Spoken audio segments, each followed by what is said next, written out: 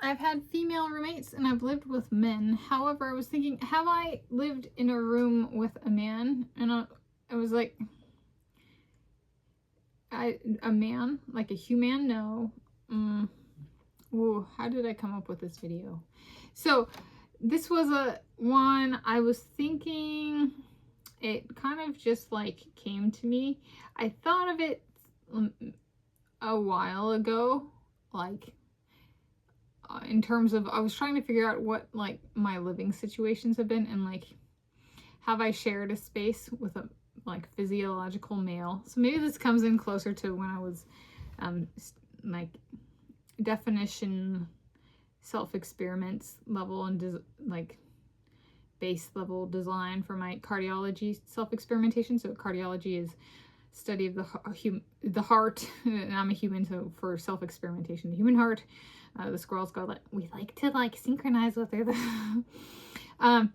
And so when I was thinking about it was like, have I lived with others? Does like living with somebody matter? And then I was thinking, but that all, is there anywhere where that obviously matters? And I was like, well, relationships, personal life. So this is on the only male I have lived in a room with over 5.00 years with my striped Danio fish. Today is Monday, 25 May 2026, and here I, Tanis, she, her, hers of Seattle, share about the only male I have lived in a room with over 5.00 years with my striped Danio fish, who I did actually learn to take into account as a living, breathing male entity. He was my last pet growing up and came as I stopped taking female pet rodents, meaning it was just him and I for a good chunk of the time. And I said 5.00, there's over 5.00 consecutive years. So like I got my striped Danio that I named Sparky after Sparky Pilastri and Bring It On. And I think I jazz hands or spirit fingers in the movie Bring It On. He's hired to choreograph or bring in a routine for a cheer team, and then it turns out a bunch of different cheer teams called the same guy, so they have the same routine. But he had a bunch of energy, and my striped Danio had a bunch of energy. And so this is one where I was like, what would prepare me to living with my soulmate? And so that's kind of it. And then where I've been talking about this fish in relation to, I've seen 2026 film Michael about Michael Jackson, a biopic, a biographical motion picture about Michael Jackson, 5 times in movie theaters now. And he has a look where he has his pants and his outfit, and it's a vertical black and white striped pants and then a white top with rhinestones, and Sparky was a horizontal black and white striped fish, so the black and white stripes. And so I called it the striped Danio look, and I think I decided to call it for initial release at 5 viewings of the movie in movie theaters, kind of one for each spot in the Jackson 5 as a homage to potentially the Jackson family that my Michael might come to give me Jackson from, should I become Tanis Jackson from him. And so I was like, and I have a video where I talk about the similarity, or a similarity in appearance of my striped Danio fish and a performance outfit of Michael Jackson. So I'll link to that in the video description. And so Sparky was this fish, so I think possibly that video, possibly elsewhere, kind of thing. My bed used to be over here, so we moved into this house when I was like, what, 1.5 or something like that years old of age, and I'm currently 33 years of age. I lived elsewhere, but then I moved back. And when I had Sparky, my bed was here, and at the end of the bed was like kind of like a bookshelf meets nightstand, and I had a goldfish style tank without the 2 of the sides, so it was flat on 2 sides, and he was in that, and it was at the head of my bed, and there was a little filter and stuff, like a little filter, a water filter, so you know, there'd be the hum of his filter, and there'd be Sparky in his tank.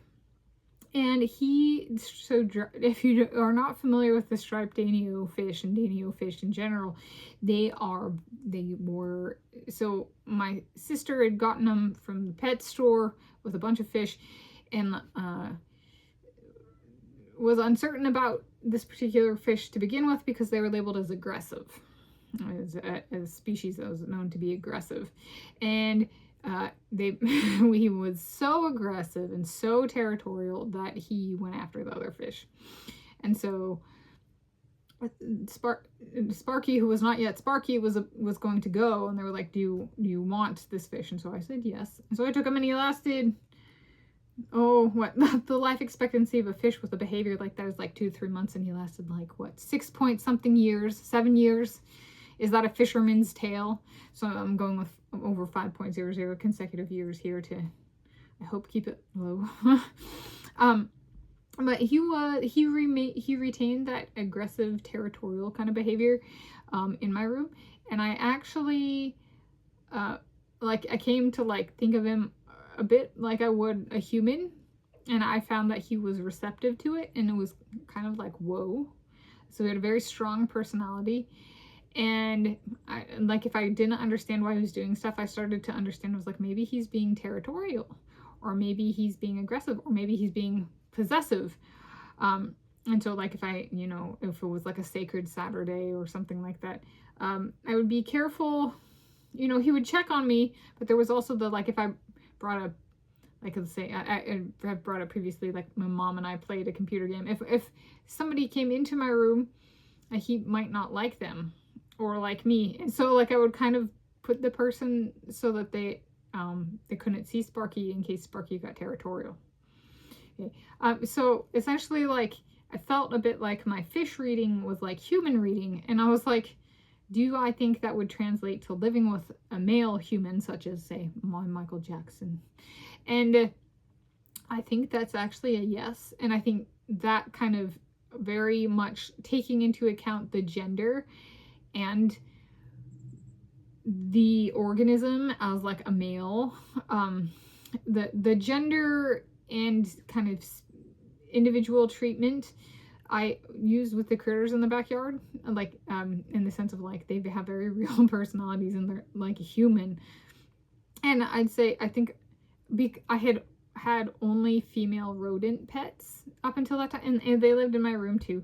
And I've had female human roommates and stuff, and at the end of the day, it's still a living, breathing organism with a heart, a beating heart, that needs to be nourished through love, so to speak.